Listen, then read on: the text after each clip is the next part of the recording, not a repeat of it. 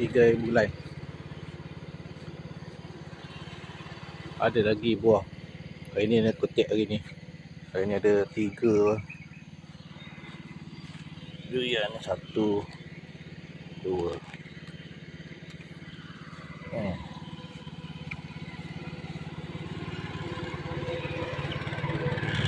Tu ada.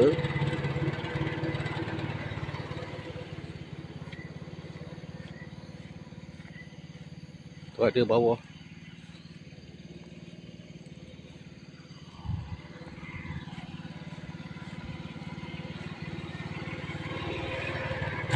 Yang ni pun mungkin dah habis kot.